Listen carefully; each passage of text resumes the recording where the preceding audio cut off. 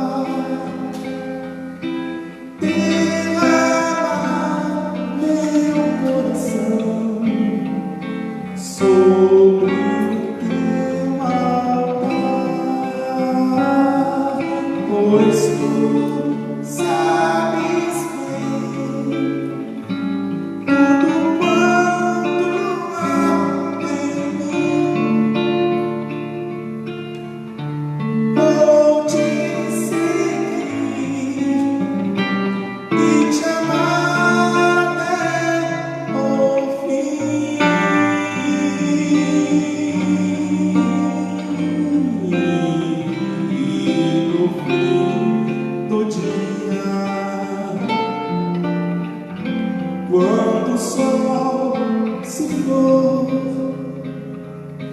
te adorarei, te darei louvor, mesmo escura noite, brilha tua luz. Em teus braços eu descanso, meu Senhor Jesus. Mesmo escura noite, brilha tua luz. Em teus braços eu escondo, eu descanso, meu Senhor Jesus.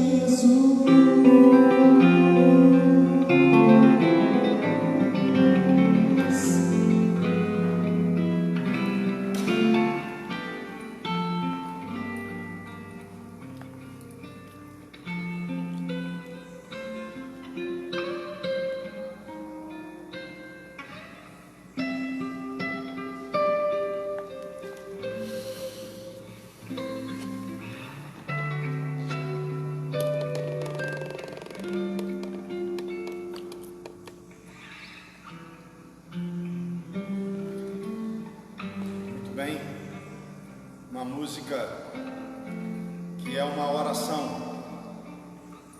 Queria convidar você para nós orarmos nesse momento. Logo de manhã, o desejo do nosso coração deve buscar o Senhor, reconhecendo que durante a noite Ele manifestou o seu cuidado sobre cada um de nós. Esse tempo que podemos experimentar, esse tempo de hoje, amanhã, já podemos experimentar o cuidado do Senhor. Uma pergunta: já fez a sua oração hoje?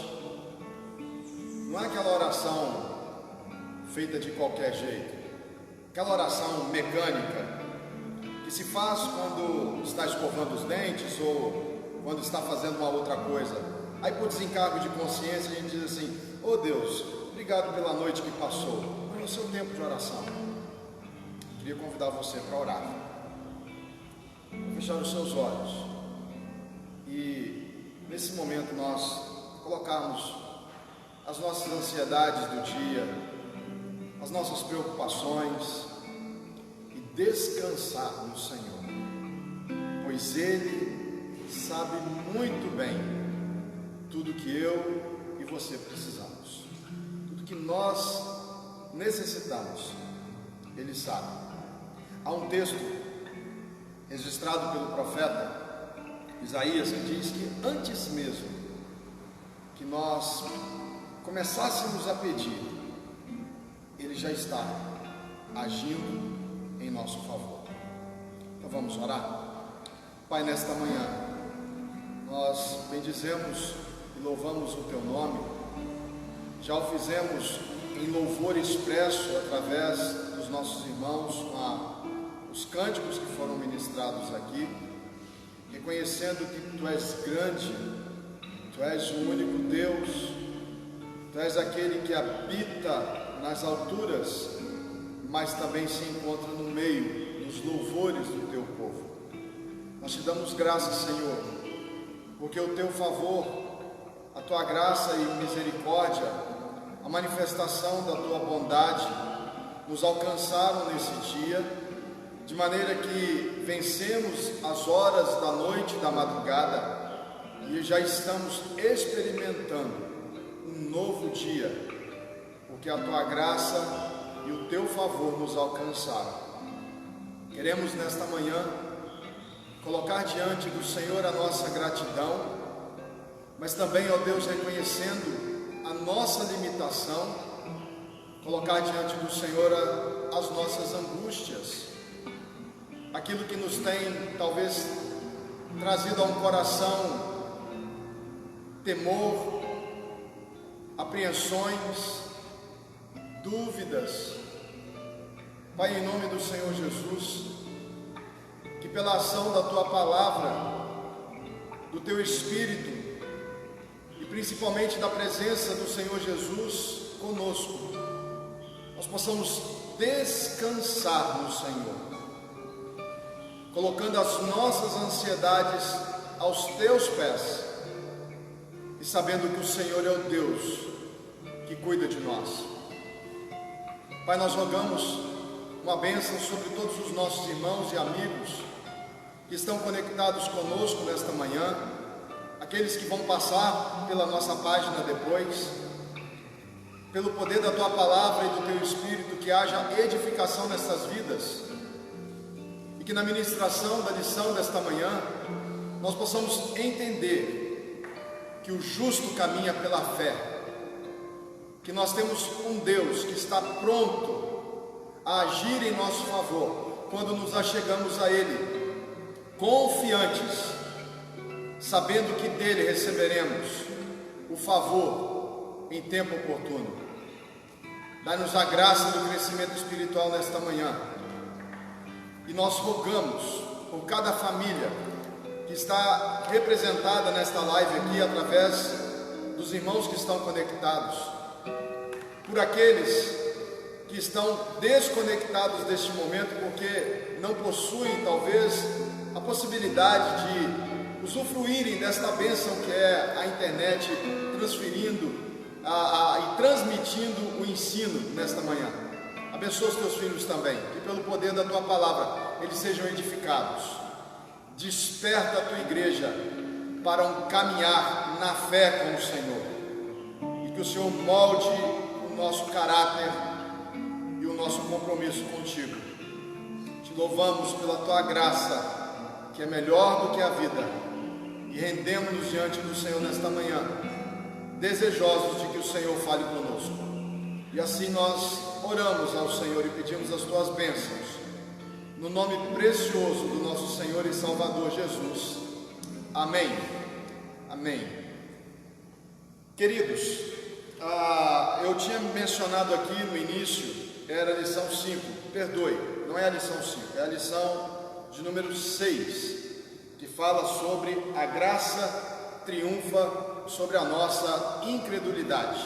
Nossa lição tem poucas páginas, nós temos 1, 2, 3 páginas, é facinho de você ler. Eu queria desafiar você a não deixar de fazer o seu estudo das nossas lições. A próxima lição também, 2 páginas e meia.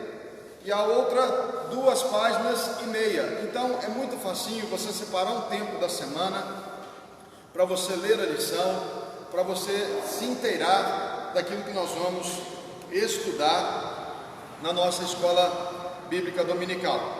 Então eu queria convidar você a abrir as Escrituras na carta aos Hebreus, capítulo de número 3, do versículo 7 até o verso 19. Carta aos Hebreus, capítulo 6, do versículo 7 até o verso 19.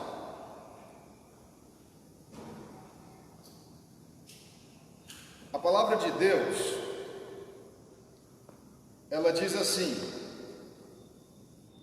assim, pois, como diz o Espírito Santo, hoje, se ouvires a sua voz, não endureçais os vossos corações, como foi na provocação no dia da tentação no deserto, onde os vossos pais me tentaram, pondo-me à prova, e viram as minhas obras por 40 anos. Por isso me indignei contra essa geração e disse: estes sempre erram no coração, eles também não conheceram os meus caminhos. Assim jurei na minha ira, não entrarão no meu descanso. Tende cuidado, irmãos, jamais aconteça haver em qualquer de vós perverso coração de incredulidade, que vos afaste do Deus vivo. Pelo contrário, exortai-vos mutuamente cada dia, durante o tempo que se chama hoje, a fim de que nenhum de vós seja endurecido pelo engano do pecado, porque nós temos tornado participantes de Cristo, se de fato guardamos firme até o fim a confiança que desde o princípio tivemos. Enquanto se diz: hoje, se ouvirdes a sua voz, não endureçais os vossos corações como foi na provocação. Ora, quais os que tendo ouvidos se rebelaram? Não foram de fato todos os que saíram do Egito por intermédio de Moisés? E contra quem se indignou por 40 anos? Não foi contra os que pecaram, cujos cadáveres caíram no deserto? E contra quem jurou que não entraria no seu descanso, senão contra os que foram desobedientes? Vemos, pois, que não puderam entrar por causa da incredulidade. Que interessante essa palavra, não é verdade? A nossa lição vai falar sobre a graça triunfa sobre a nossa incredulidade. Vamos entender o que é incredulidade, o que é uma pessoa incrédula, ou o que é desenvolver incredulidade. É quando você tem algo que está proposto, mas você duvida que aquilo vá acontecer. Me lembro da passagem de Números, capítulo 13, quando o Senhor, o nosso Deus, chega diante de Moisés e pede para que ele escolhesse 12 espias. Entre esses 12, eles eram os príncipes das nações, que representavam Israel, e entre esses 12 estava Josué e Caleb. E esses 12 homens foram espiar a terra de Canaã, e eles retornam de lá trazendo um cacho de uvas, trazendo figos, e eles voltaram trazendo algumas informações de que a terra era boa, ela produzia leite e mel, e de fato a terra era muito proveitosa. Contudo, aquela terra havia gigantes, e destes 12 que foram para lá, apenas 2 deles disseram que esta é a terra que o Senhor nos prometeu. Outros 10 espias fizeram o contrário. Eles disseram que a terra é boa, mas lá tinha gigantes, e os filhos de Anaquim eram muito gigantes, eram grandes, são as descendências talvez ali, segundo o relato histórico, descende a família de Golias, vai ser descendente desses gigantes, homens grandes, e eles voltaram temerosos. Eles deixaram que uma circunstância que estava presente no dia pudesse ser maior do que a promessa do Deus que já havia libertado o povo da escravidão do Egito, que já havia mostrado os prodígios para aquele povo de abrir o mar e fazer com que eles passassem a pés enxutos. Aquele povo já havia experimentado algumas provas do amor de Deus, as 10 pragas, por exemplo, não é verdade? Que acontecia todas as coisas com os egípcios, mas na terra de Gósen, aonde estava o povo de Deus, ali não havia as pragas. Aquele povo já estava sendo treinado, ou melhor, estava experimentando, estava sendo ensinado a confiar no Senhor.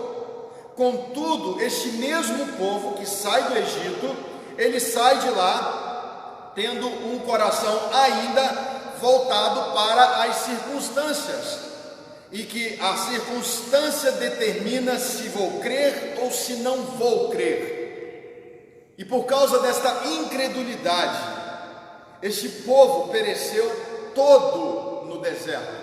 Nenhum daqueles que saiu do Egito, exceto Josué e Caleb, entraram na terra prometida. Preste atenção no que eu estou lhe dizendo, que a incredulidade, ela é uma afronta para Deus.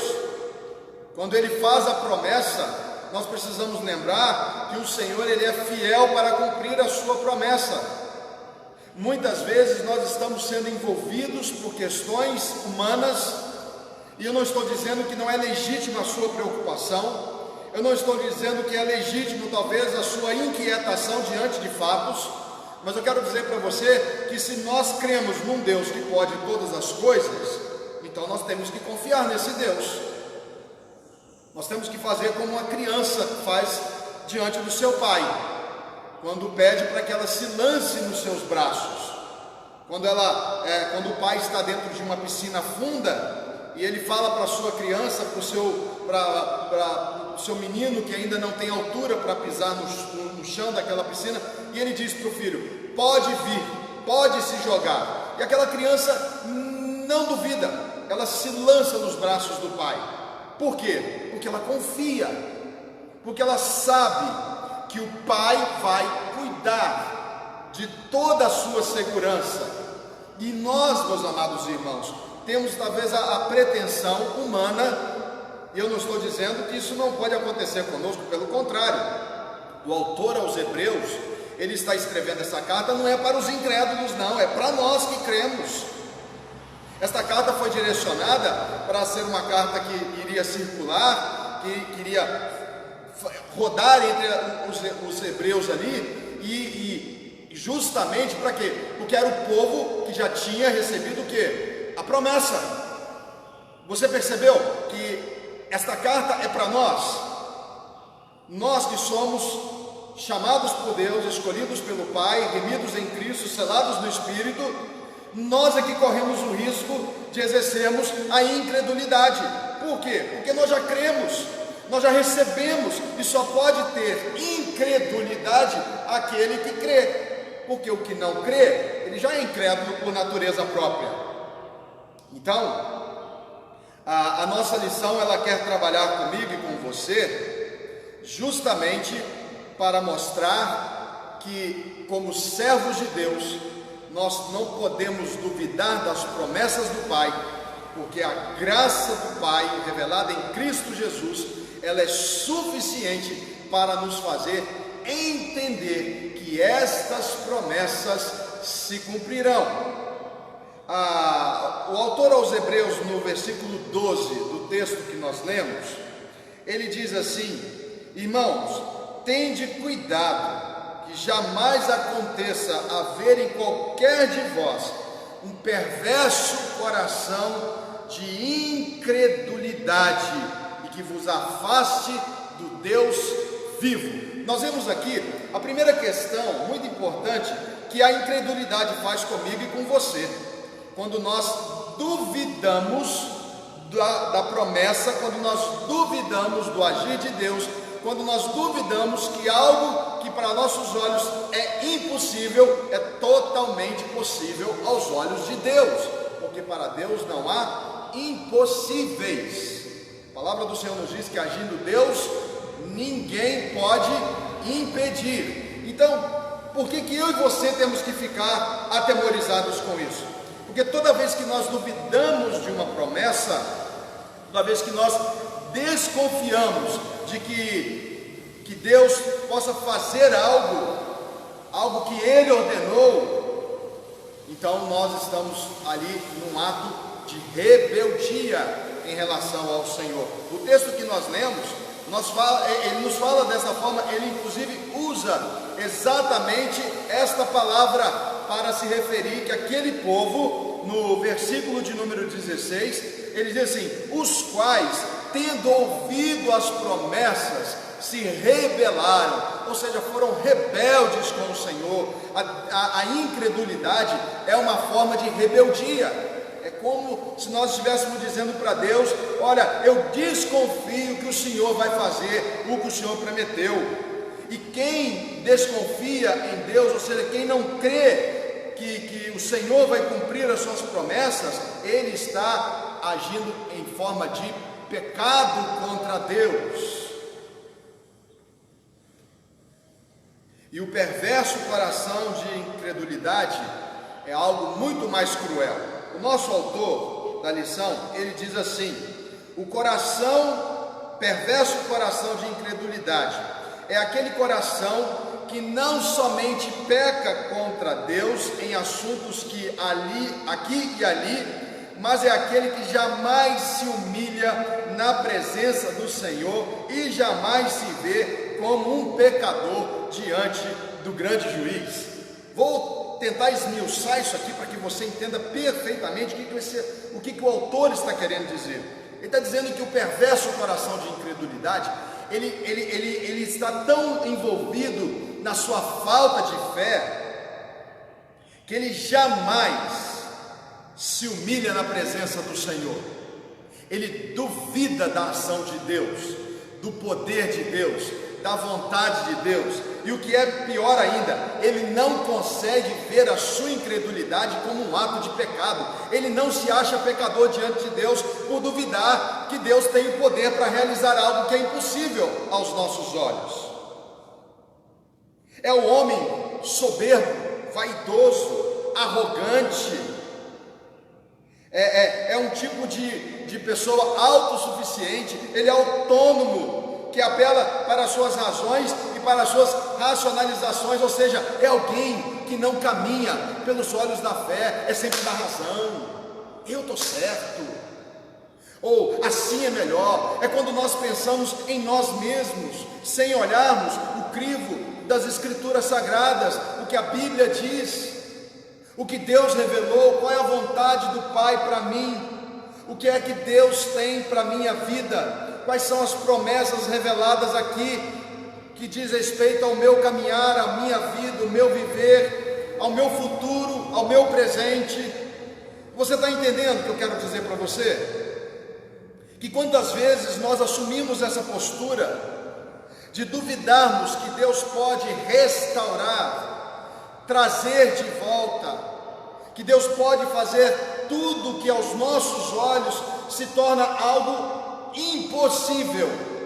Quando nós duvidamos disso, nós estamos pecando contra Deus e nós estamos dizendo que somos autossuficientes, porque quando nós duvidamos da promessa, deixa eu falar algo que é muito sério para você aqui. Quando você tem uma promessa e você duvida desta promessa, você tem a tendência de querer fazer alguma coisa para que esta promessa aconteça logo. É tipo assim, eu vou dar uma ajudinha para Deus, sabe? Senhor, eu estou querendo fazer isso, eu estou precisando resolver este problema, Senhor, faça alguma coisa. E aí a gente quer fazer antes de Deus. Deixa eu falar para você aqui, existem coisas que eu e você vamos cooperar na ação divina. Deus vai estabelecer para nós aquilo que nós precisamos fazer. Vou dar uma dica aqui, um exemplo, sobre isso. Por exemplo, aqui a questão: eu quero conhecer mais a Jesus, eu quero ter mais intimidade com Deus. Não adianta você orar assim: Senhor, abre o meu coração, encha ele da tua palavra, me faz ter intimidade com você. Não vai ser assim. Ele diz assim: quer a minha presença? Me busque. Você quer intimidade comigo? Então me procure. Existem coisas que eu e você vamos cooperar na ação divina. Então, existem outras coisas que Deus vai fazer, que Ele vai agir. Não adianta eu querer alguma coisa e achar que toda ação ela é somente de Deus, quando ela envolve a minha vontade, ou quando ela envolve a minha participação. Você está compreendendo o que eu quero dizer? E o problema da incredulidade é que quando nós não confiamos em Deus e nós nos achamos autossuficientes, nós queremos adiantar o processo ali com Deus, e muitas vezes Deus permite que façamos isso porque o nosso coração está incrédulo, está distante de Deus, e por isso seremos de alguma forma, você pode ter certeza disso, nós temos um Deus que é justo, e a palavra do Senhor nos diz, o texto que nós lemos, é que alguém que está com o coração incrédulo, ele sempre pensa que pode se autogovernar, e é um produtor de auto-engano, e vive como se Deus não existisse, e ele está afrontando o nosso Deus. E aí o texto que nós lemos diz: o dia da ira do Senhor virá.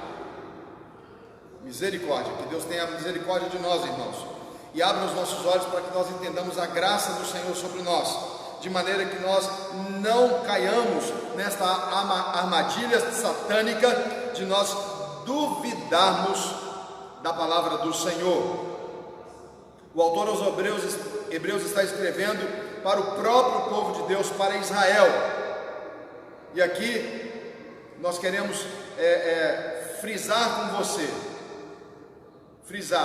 que a incredulidade, ela passa pelo crivo da desobediência, passa pelo crivo da rebelião, da rebeldia, e ao mesmo tempo nos leva a afastarmos do Senhor e a deixarmos de ouvir a voz do nosso Deus. E o que é pior, ainda atraímos o olhar da ira de Deus sobre nós. Olha só o que diz o texto que nós lemos. Foi por causa disso, da desobediência, não puderam entrar na terra prometida.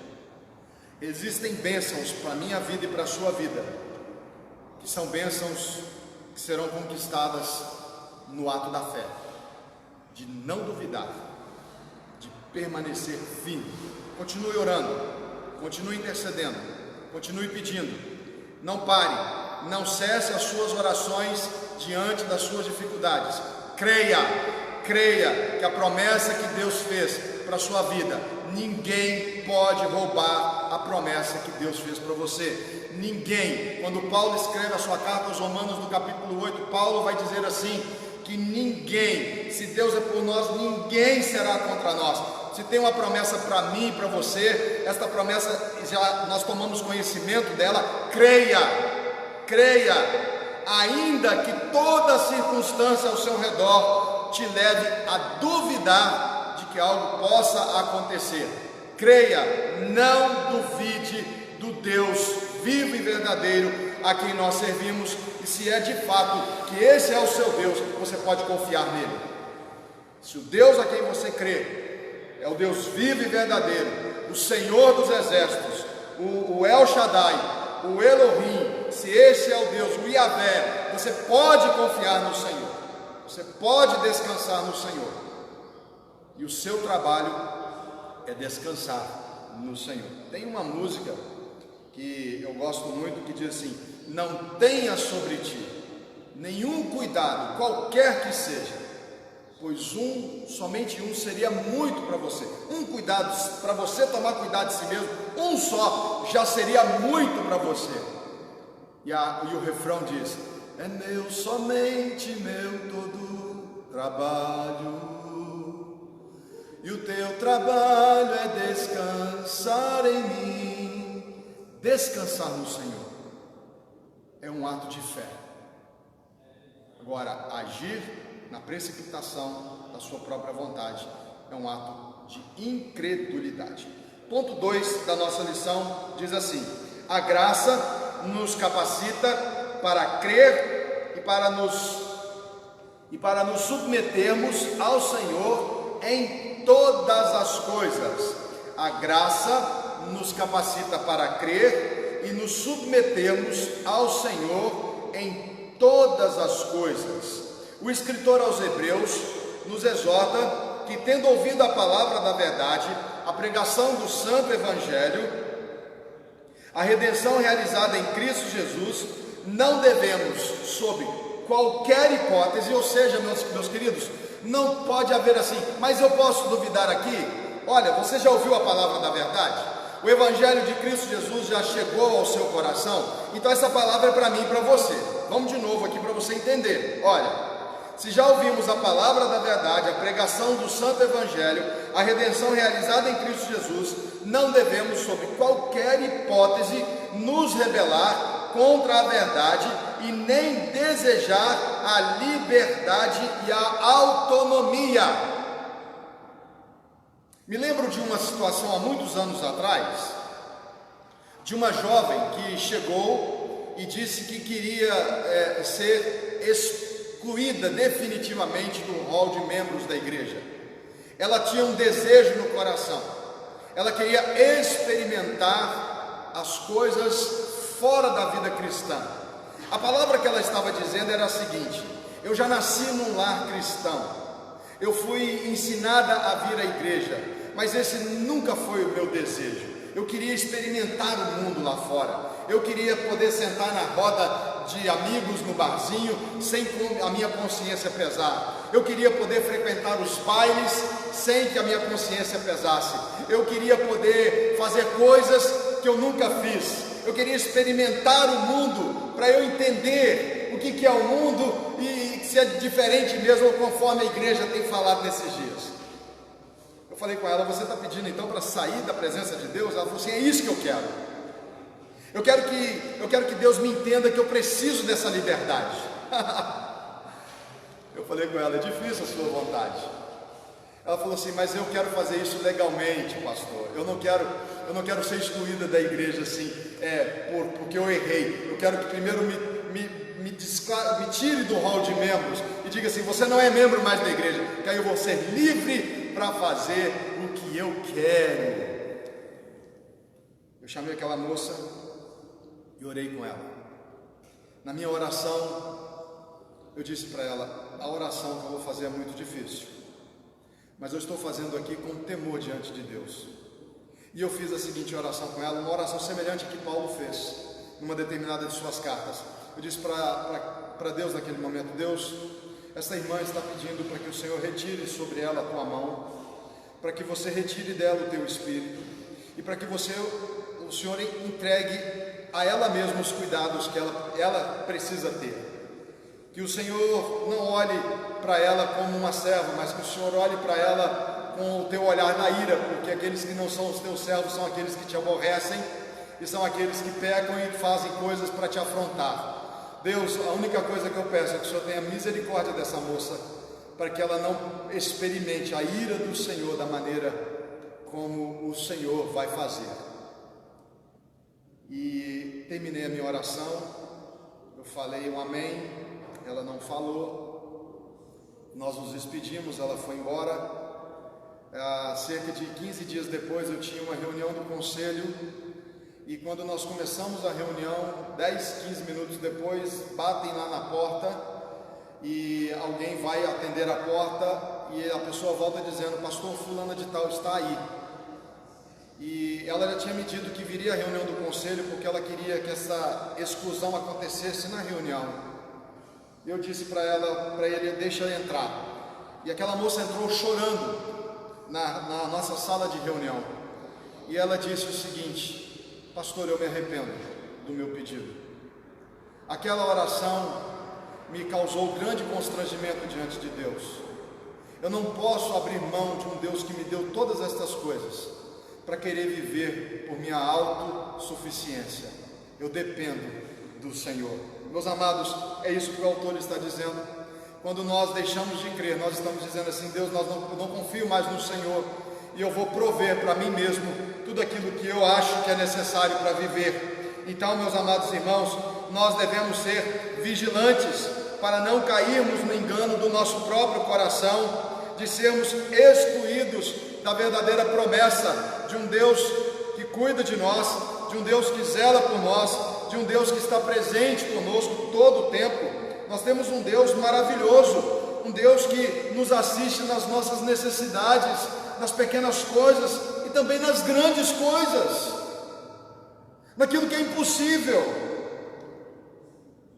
Agora preste atenção, o autor ele diz aqui, e a palavra de Deus nos diz, no texto que nós lemos, Hebreus capítulo 1 Coríntios 9, 23 a 27, o autor faz uma inserção aqui desse texto de Paulo, e faz o seguinte: olha só, devemos ser cuidadosos uns com os outros, devemos nos admoestar, nos aconselhar, confessando os nossos pecados uns aos outros, para cuidarmos do corpo de Cristo, a fim de não sermos iludidos pelo engano do pecado e sermos permitidos de ser arrastados para fora da terra prometida. Sabe o que é isso aqui? Deixa eu falar para você.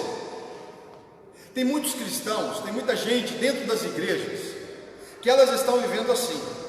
Elas estão sem serem exortadas, ou não entendem a palavra de exortação, estão com o coração tão cauterizado pelo pecado, que elas estão sendo iludidas de que abrir mão de uma promessa vai garantir uma nova promessa. Equivocadamente estão vivendo assim. É deixar de usufruir o que Deus tem para nós hoje, achando que se eu abrir mão disso aqui, desta promessa que Deus me fez, lá na frente, afinal de contas, Deus é misericordioso e Ele vai me dar uma outra promessa. Meus amados, eu acredito, eu penso desta forma, que quando nós negamos uma promessa de Deus aqui, nós vamos colher uma consequência daquilo que nós estamos negando de Deus. E esta consequência vai nos doer. Nós não vamos perder a nossa salvação, como é a teologia de muitos, que hora você está salvo, a hora você está no inferno. Nós não vamos perder a salvação, mas nós vamos perder a bênção. E talvez nós vamos receber a bênção da salvação, da eternidade, mas nós vamos deixar de usufruir aquilo que a própria palavra de Deus nos diz, que eu verei a bondade do Senhor na terra dos viventes. Talvez você está abrindo mão de algo aqui, porque você duvida do poder de Deus, e você vai deixar de usufruir a bênção de receber a promessa do Senhor quando você exerce a sua fé.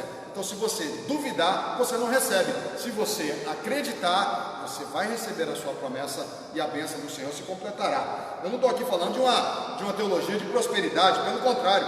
O próprio apóstolo Paulo diz assim: esforçai-vos para entrar no descanso e gozo da paz de consciência e de alma que só Cristo pode nos dar. Significa que a vida cristã, ela é um contínuo esforço de fé. É todos os dias, irmãos, é acreditar. Nesses dias que nós estamos vivendo, as pessoas estão duvidando que as coisas podem voltar ao normal. Eu creio que nós teremos um novo tempo estabelecido pelo Senhor sobre a vida da igreja. Eu creio que toda essa provação que estamos enfrentando vai trazer sobre nós algo para o nosso crescimento. E eu até acredito que esse crescimento já está acontecendo. A semente lançada já está germinando. E em breve nós teremos a colheita, os frutos do plantio que está sendo feito. Então, nós não podemos duvidar do Senhor. Em momento algum você tem a chance, ou melhor, não pode ser dado a você e a mim nenhuma lacuna de dúvida sobre o poder daquilo que Deus pode fazer. Preste atenção, uma vez que já recebemos a palavra, ela já foi pregada para nós, o Evangelho da verdade já entrou no nosso coração, nós não podemos, porque o Evangelho, ele nos capacita a crer, o Evangelho nos ensina a nos submetermos a Cristo. Então, se você ouviu a palavra, como o apóstolo Paulo mesmo nos ensina na sua carta aos Romanos, me parece que no capítulo 10, ele vai dizer assim: como crerão se não há quem prega? Porque a fé, ela vem pelo ouvir, e ouvir o quê? A palavra de Deus. Então, já foi colocado fé no seu coração. Quando Paulo escreve aos Efésios, no capítulo 2, ele vai dizer assim: pela graça sois salvos mediante a fé. E isso, ou seja, a fé não vem de vós, ela é dom de Deus.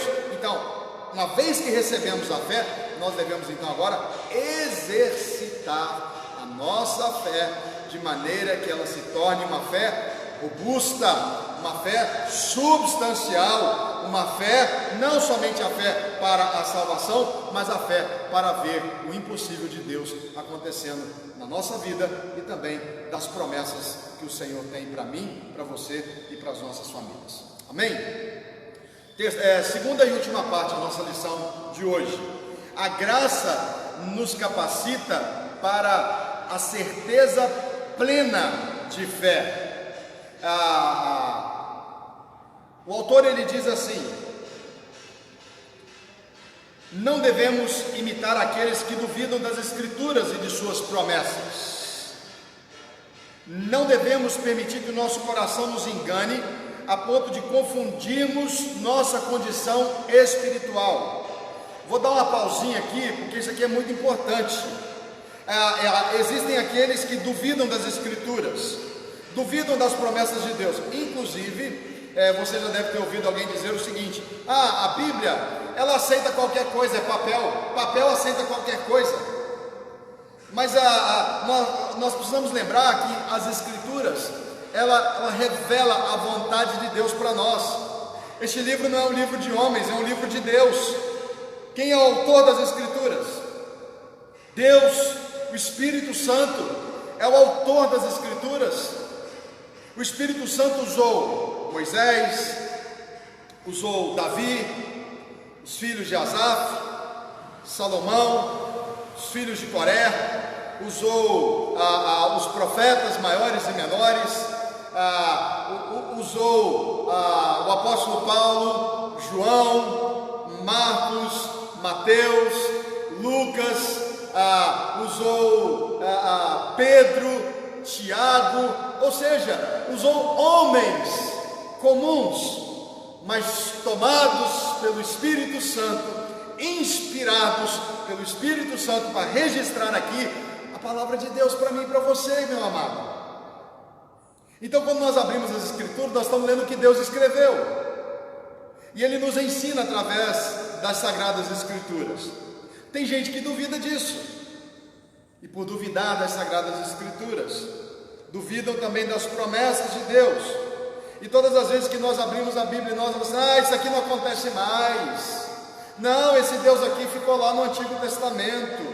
Não, Deus não vai mais agir desta forma. Nós estamos duvidando do poder de Deus. Nós estamos nos assemelhando àqueles que não creem, aos incrédulos, aos descrentes. Não devemos permitir que o nosso coração nos confunda e nos coloque numa posição em que a nossa espiritualidade está sendo questionada, porque quando eu duvido do poder de Deus, das Escrituras Sagradas e das suas promessas, eu estou colocando a minha fé em questionamento. E aí a gente pode até perguntar assim: alguém que se diz cristão, mas que duvida das Escrituras, já ouvi alguns dizerem que não aceitam mais o Antigo Testamento, porque antigo deve ficar para trás, o que vale é só o novo. Você está descrendo desta promessa. Sabe por quê? Deixa eu falar uma coisa para você. Para aqueles que creem somente no Novo Testamento, eu quero lhe dizer que o Novo Testamento não existiria se não fosse o Antigo Testamento, porque promessas do Antigo Testamento ainda se cumprirão na vida do povo de Deus. E há promessas no Novo Testamento que se cumprirão na vida do povo de Deus. E há promessas, tanto no Antigo como no Novo Testamento, que ainda se cumprirão para o povo de Deus e até mesmo para os incrédulos. Eles verão promessas acontecerem, mas será tarde demais. Então a gente não pode oscilar espiritualmente, porque quando você duvida, você se equipara àqueles que não creem. Preste aqui atenção. Devemos nos provar diariamente. Aí a pergunta para o seu coração, para o meu coração: nós devemos nos provar diariamente e perguntar se de fato estamos na fé, comparando sempre as nossas ações com as prescrições das Escrituras. Meus amados, se eu creio que a Bíblia é a palavra de Deus e que ela tem toda a instrução para o meu caminhar, eu preciso então fazer o que a Bíblia diz que eu tenho que fazer, não é verdade? Fala comigo, não é verdade? Se a Bíblia diz, se eu creio que esta é a palavra de Deus e que ela é a única regra de fé e prática para a minha vida e para a sua vida, se eu creio, eu preciso então olhar para as Escrituras e cumprir o que as Escrituras dizem, ou seja, procurar viver dentro dos parâmetros de caráter e de conduta que esta palavra me chama a viver. Agora, se eu olho para as Escrituras, ela manda eu amar o meu próximo, mas eu odeio o meu próximo. Ela manda eu caminhar mais uma milha, mas eu não quero caminhar nem meia. Ela manda eu dar a outra face, mas eu não quero dar nenhuma. Eu quero é retrucar. Ainda estou vivendo no tempo do olho por olho, do dente por dente. Olha, deixa eu falar para você. Se você é um servo de Deus, você vai começar hoje a se preocupar com as suas atitudes, com as mínimas atitudes, aquilo que você fala, aquilo que você pensa, aquilo que você faz, aquilo que você vive. Até mesmo os desejos e intentos do meu coração precisam ser provados à luz das Escrituras. É quando acontece algo, você fala assim: como servo de Deus, diante do que a Bíblia me ensina, a minha atitude aqui é certa ou errada? E quando você começa a pesar as suas ações pelo crivo das Escrituras, você começa a pensar duas vezes antes de falar, antes de agir e até mesmo antes de se envolver com qualquer que seja a situação. Triste é ver cristãos que durante a semana estão desconexos da vida espiritual, no domingo estão buscando suprimento espiritual, mas vivem uma vida distanciada de Deus. Eu vou até mudar aqui, eu não vou dizer cristãos, às vezes nós temos os religiosos, né? Nossa lição tem falado tanto disso. Quinta-feira a gente falou um pouco sobre isso também, fechando o estudo de quinta-feira, que estamos dentro das questões espirituais, mas não cremos. Nós estamos mais no mecanismo da vida religiosa do que no mecanismo da vida cristã, nem mecanismo, mas a vivência da vida cristã. Então, preste aqui atenção que quando nós precisamos fazer com que o meu coração, o seu coração, sejam então sempre colocados, provados diariamente quanto às nossas ações, de acordo com aquilo que a Bíblia diz, com a prescrição das Escrituras. E Deus jurou que não daria descanso para os desobedientes. Ou seja, se a Bíblia diz que eu preciso de ter uma atitude e eu não tenho, eu estou fazendo o quê? Desobedecendo. E se eu estou desobedecendo, o que eu estou fazendo? Eu estou trazendo cansaço para mim. Porque olha só aqui, ó, Deus jurou. Isso aqui é muito forte, hein? Deus jurou que não daria descanso para os desobedientes. Ai, ai, ai. Aqueles que duvidam não terão descanso e não entrarão no descanso. Portanto, nós devemos considerar Jesus Cristo, sua pessoa e sua obra, a porção mais sublime e mais importante da vida cristã.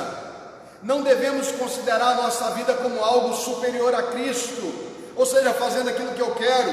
Ao contrário, devemos nos dedicar a Ele, que é o Senhor, Salvador. Tudo o que temos e que somos depende de Cristo. Devemos nos entregar a Ele completamente e nunca desprezar o seu ensino. Lembremos de que nem mesmo os anjos ousaram duvidar do grande poder. Cuidemos de analisar a nós mesmos. Aí agora é uma autorreflexão. É você colocar você no crivo da palavra, querido. Eu não posso aqui dizer, olha, você tem que ser assim, ou tem que ser desse jeito. A Bíblia faz isso. Eu não quero ser acusador de ninguém, e não quero que ninguém também me acuse, porque você tem o Espírito Santo, eu tenho o Espírito Santo, e quando você peca, o Espírito Santo te incomoda. Mas se você permanecer no erro, insistir no seu pecado, no seu próprio desejo, eu quero dizer para você, você não vai ter descanso, porque a ira de Deus, a mão do Senhor vai pesar sobre você. Sabe por que eu estou dizendo isso? Porque a Bíblia me diz aqui, exortai-vos mutuamente. Quando eu exorto você, querido, eu estou lembrando aqui que eu estou sendo exortado também. Eu não estou falando só para você não, o que eu estou dizendo para você serve para mim. Eu não estou num patamar diferente do seu. Nós estamos debaixo da mesma condição. O fato de ser uma liderança espiritual, de estar na frente de uma igreja, não me qualifica como um super crente. Pelo contrário, somos iguais. Os mesmos pecados que você está sujeito, eu também estou. As mesmas quedas que você pode ter, eu também posso. Os mesmos problemas que você pode vivenciar, eu também posso. Por isso a gente não pode duvidar do poder de Deus, da graça do Senhor. Cuide de você, analise você mesmo. Pare de olhar para o outro e se pautar no parâmetro do outro. O seu parâmetro e o meu parâmetro não é a vida do outro, mas é as Escrituras Sagradas. O Evangelho do Senhor Jesus, que nos ensina, que nos mostra como devemos agir. Crer é uma dádiva do Senhor. Diante de tantas situações estressantes da vida, crer é fundamental para desenvolvermos a nossa confiança no Senhor. É a graça de Cristo que nos capacita para isso. Ninguém pode crer se não for mediante a aplicação da graça divina no coração. Não existe fé verdadeira se não for plantada no coração pelo próprio Senhor. Efésios 2:8. Então, se crê, você tem um motivo grandioso para louvar ao Senhor e continuar esperando nele. Como diz o salmista, Salmo 40, esperei confiantemente no Senhor, e ele se inclinou para mim quando eu clamei por socorro. Que o Senhor te abençoe, que o Senhor te guarde e que a sua fé seja aumentada à medida em que você a desenvolve, crendo, confiando, esperando no Deus vivo e verdadeiro, que fez a promessa de que em Cristo Jesus nós somos mais que vencedores. Qual a área da sua vida que você precisa vencer? É difícil? É. Às vezes as lutas são acirradas, às vezes as dificuldades são grandes, mas se nós crermos, palavras do Senhor Jesus, se creres, verás a manifestação da glória de Deus. Que Jesus te abençoe. Obrigado, Pai, por esta manhã. Abençoa os meus irmãos, os nossos amigos, e que seja este tempo um tempo para o desenvolvimento da fé, e que possamos assim confiar que ainda que as circunstâncias nos apresentem causas impossíveis aos nossos olhos, estas causas são totalmente possíveis diante do Senhor, porque Tu és o Deus que nada pode impedir o seu agir. Em Cristo Jesus, não nos deixe, mas nos faça confiar plenamente nas Tuas promessas e saber que o Senhor é um Deus cumpridor de toda a palavra que proferiu a nosso respeito. Por isso, Pai, nós rogamos assim a Tua bênção sobre o Teu povo, sobre a Tua igreja, sobre a vida de cada irmão, de cada lar, representado através daqueles que estão presentes aqui. E assim rogamos que a maravilhosa graça do nosso Senhor e Salvador Jesus, o amor de Deus, o Pai, a comunhão, o consolo, a alegria, a bênção, e que a fé seja abastecida em nome do Senhor Jesus e pela ação do Teu Espírito Santo sobre nós, que haja desenvolvimento e que as bênçãos relacionadas à nossa fé sejam derramadas sobre cada irmão, sobre todo Israel de Deus, espalhado sobre a face da terra, agora e para todos sempre. E você que acredita, diga amém. Deus te abençoe. Até às 19 horas com a pregação da palavra de Deus. Um abraço.